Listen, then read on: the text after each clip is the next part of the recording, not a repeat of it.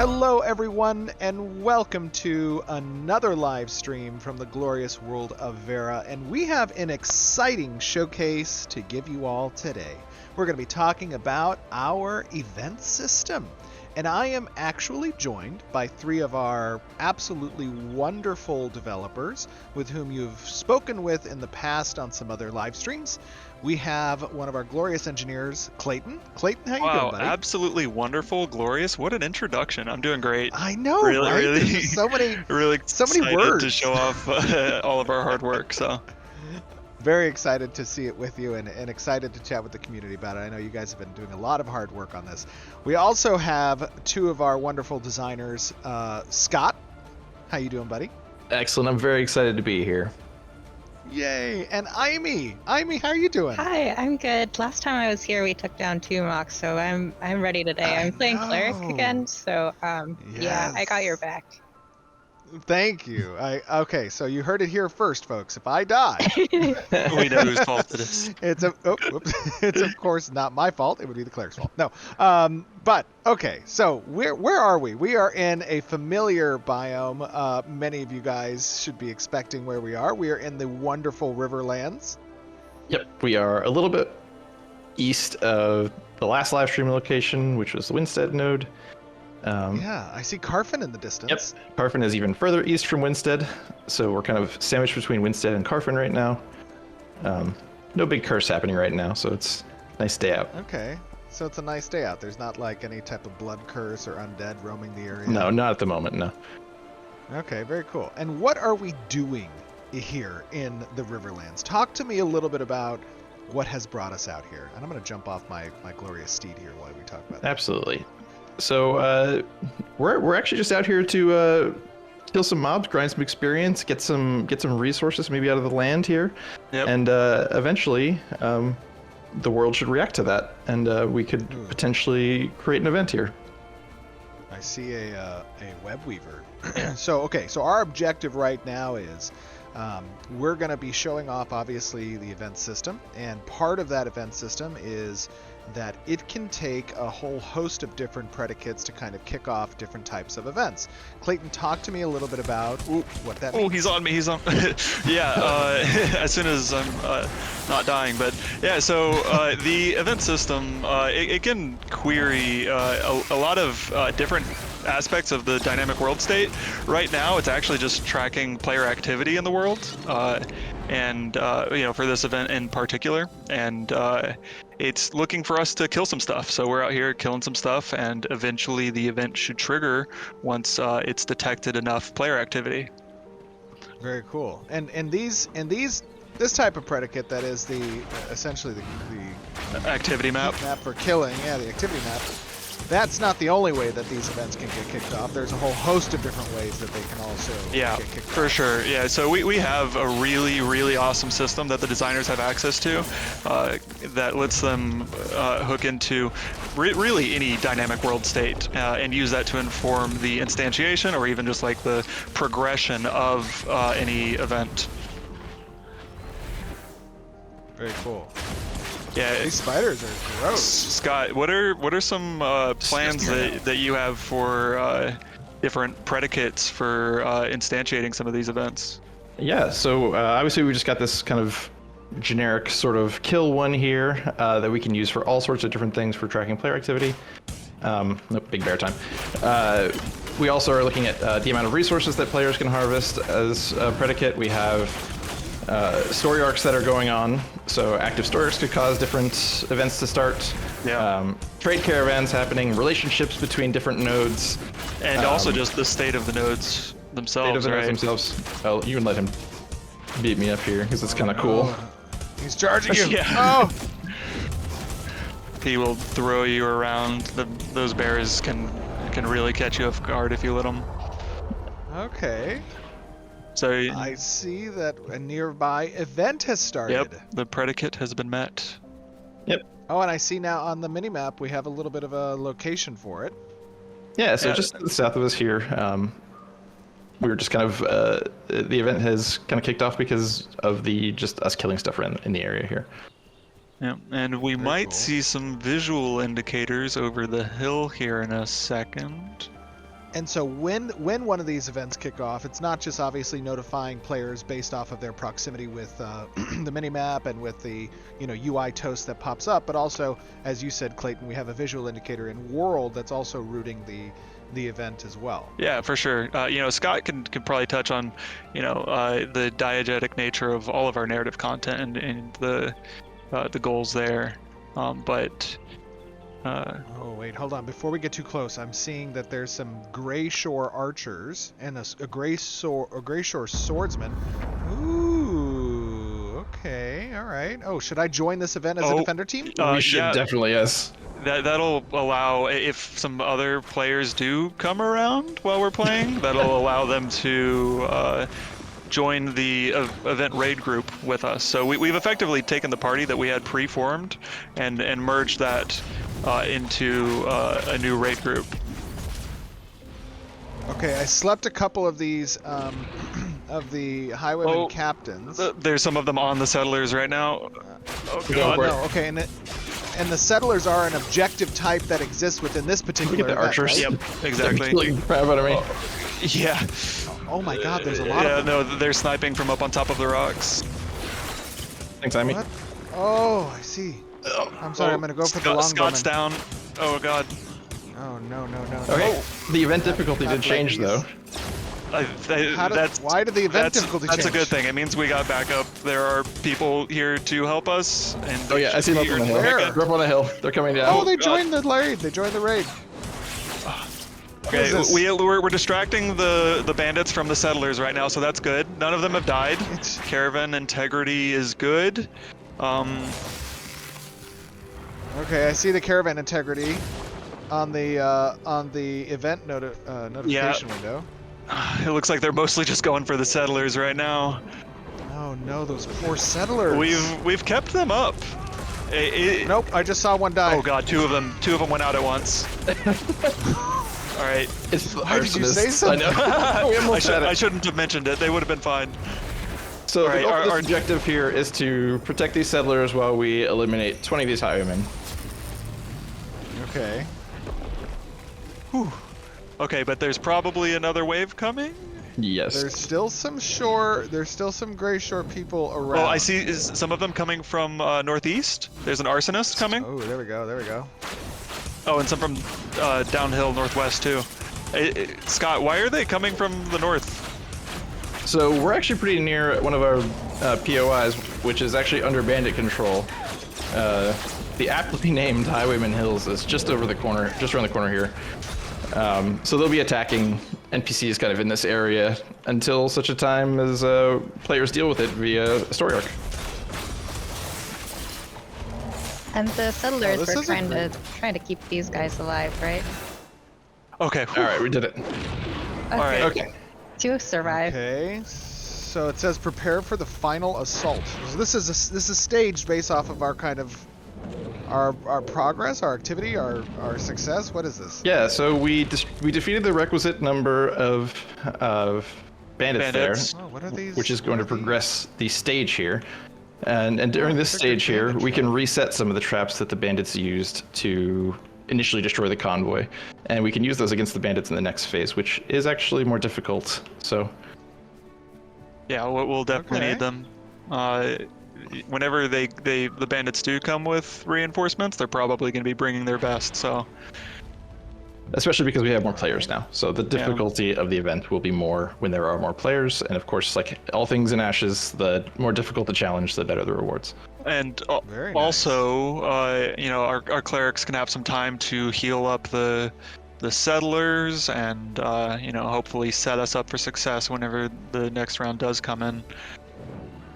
And how do we leverage the reward system? How are people getting calculated what rewards they should get So for events like this? we have kind of a number of metrics that we can use. I think we're going to be doing a lot of testing to figure out what the best metrics are, because there are some ups and downs using like the amount of damage you've done, in the raid and stuff like that. And we're also like more relaxed things like how much time you spent, participating in the event, whether that's doing damage or healing allies and things like that, as a percentage of the total time of the event. They all have their drawbacks and benefits. Some are, we got to be careful about. Yeah, But yeah, we'll just count up the contribution. However, we end up balancing that, and then we have different tiers of rewards that are given to each individual player based off of their contribution score in the event. As it works right now, it is just simply a matter of how much time you've participated in the event as a percentage of the total time of the event. Very nice. And so as that winds down, people will be, granted a gold, silver, bronze tier kind of reward status, and that will be the entitlement for the types of rewards they get from these events. Yeah, Exactly. and really that's just going to determine the reward table that they're going to get, and then each player is going to roll their own reward table independently. Very nice. I hope I'm gonna get rewarded for all the healing I'm doing. Yeah, Amy, you deserve it. A raid leader? Yep, our timer is up, and Corvin the Crusher appears to be on the way. Oh God, he's coming. no. All right. We're gonna need healing almost immediately. Oh my God, Yeah. there's a lot. I'm gonna try to sleep some of them. Oh, never mind. There's multiple balls of lightning. Let's see if I can line this up right. I'm gonna try and use the wraps as best I can.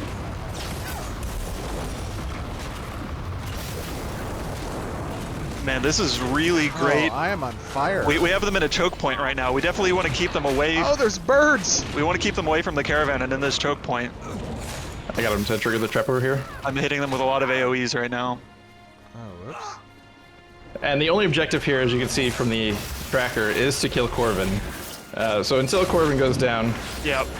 I'm trying to prioritize their healing and DPS so that we can have a better chance here. I think with the raid group of 8, we seem to be set up for success here.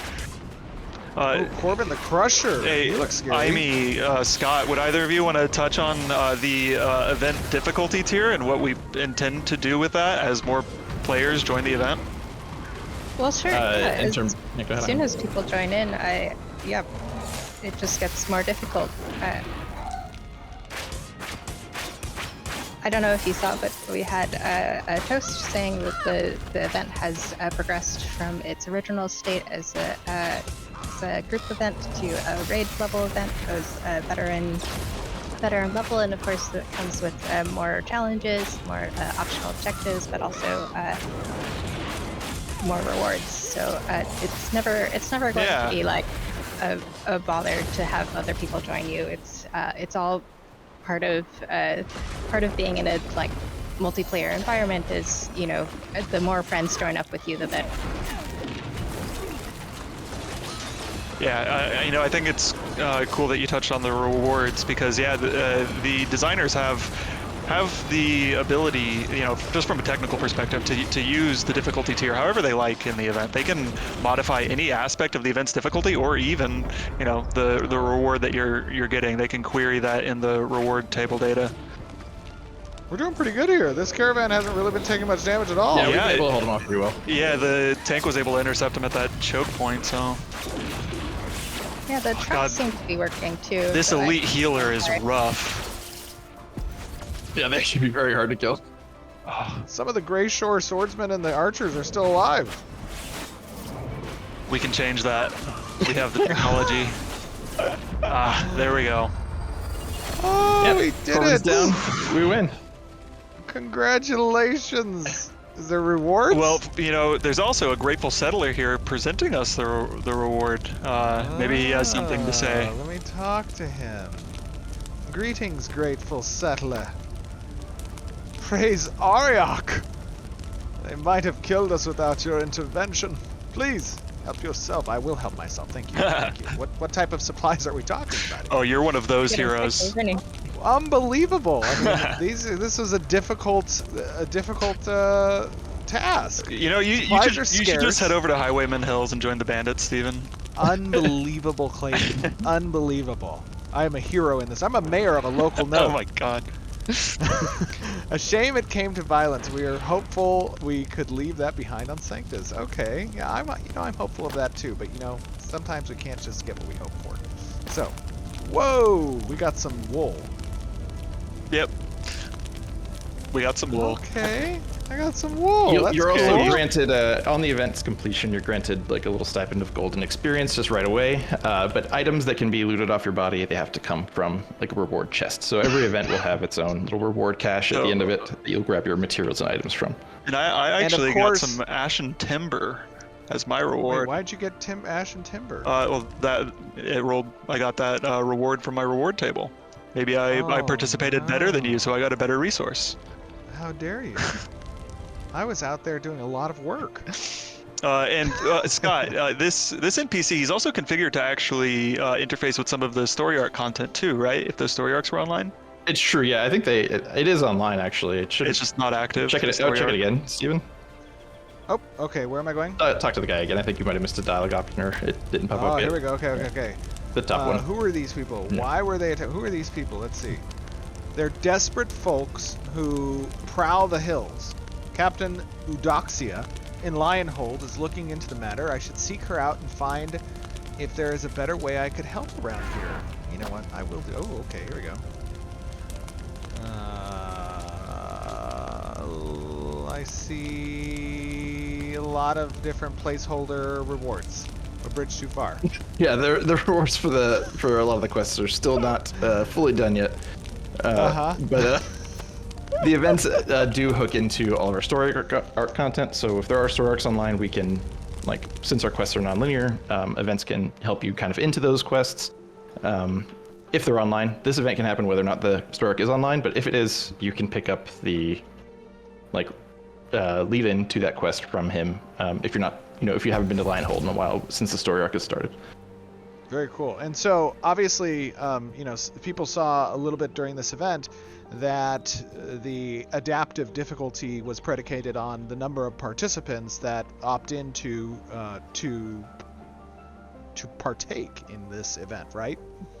Correct. Yes. So as more players join, the event does get more difficult. We went from the regular mobs to the elite mobs in Corvin's entourage. Some of them can be, more enemies to fight. Some can have completely different stages or mechanics, depending on what the event actually is and what your objectives are for that event. And these events are based off of different predicates within the world state. So, for example, this particular event was a caravan that was moving throughout the world, and as we said in the beginning, it was based off of the activity heat map of players within this area. But this type of event, this caravan event that was transiting goods, popped up because nearby nodes may have either been advancing the relationship between each other, or there might have been a trade caravan that got kicked off in the past, and we're representing kind of that theming within the world by these event types, correct? Yes. So events are predicated by things that players are doing, whether that is node development, trade agreements between nodes, all of that, like relationships between nodes. So it could be more than Right. just that. Could be war states or anything like that as well. So Very cool. Love it. I noticed that even though we succeeded in the event, we're still in our event raid group. Scott, what's the thought behind that? Are we supposed to go and adventure with our new group right now, if we so desire? If we so desire, yeah. The event ending doesn't dissolve the open party for the event. The open parties have some sort of default party configurations that can't be changed, so they'll be stuck with a group loot and stuff like that.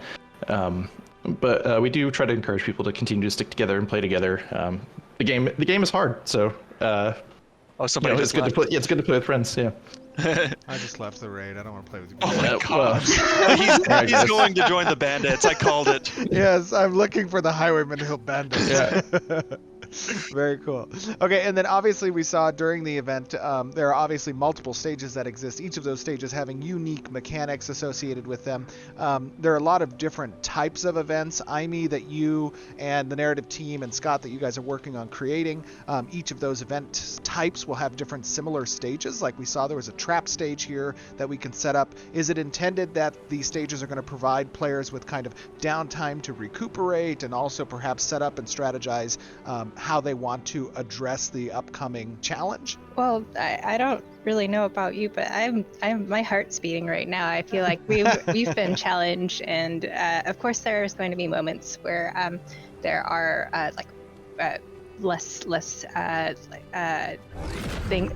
challenges which rely less on your class kit than usual. Right. But I think that in general, if you want to like really get down and understand the story and the appreciate the world, then probably you're going to want to focus more in the story arcs where you can take things at your own pace.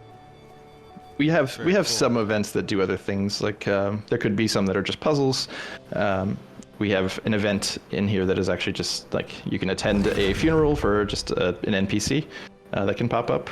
And there isn't actually any combat to do in that one. Rewards are adequately scaled, but there are events in here that are just kind of for flavor and for fleshing out the world a little bit too that you can participate in and learn more about. Yeah, I think there Very are going to cool. be some moments where you might be like frustrated that an event is like obscuring something that you want to get to, like a NPC that you need to talk to for your quest or something. So then gathering people to help you is going to be really useful. Awesome, very cool. And that event there at the last stage had kind of like a little mini boss dude. Is that kind of a component of all events that you guys are intending to incorporate, or just kind of some events will have those mini bosses? Some will have them. There's going to be a whole lot of these, and they're going to be at different tiers of challenge and kind of, I guess, like power level tiers.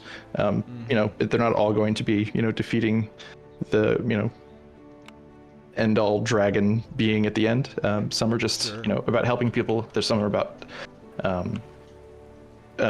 just building up the world of Vera, which is a very difficult and challenging place as people are trying to resettle it. There's all kinds of tiers for different levels of heroism, from helping the small time people to downing giant foes. And these are obviously a bit different than what people have seen previously with Carfin, where we showed off kind of the story arc system that fundamentally changes a particular location or area for an extended period of time that exists within stages that might be multi-days in length.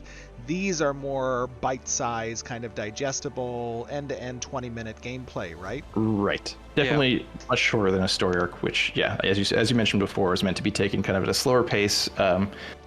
Your individual path through the story arc is a little bit more measured, like you're less reliant on like the pace of the actual story arc. It's more about your own personal paces through the quests, and then as the story arc advances over time, like over the course of days, then you can dive back into it and get more involved in it again. Very cool.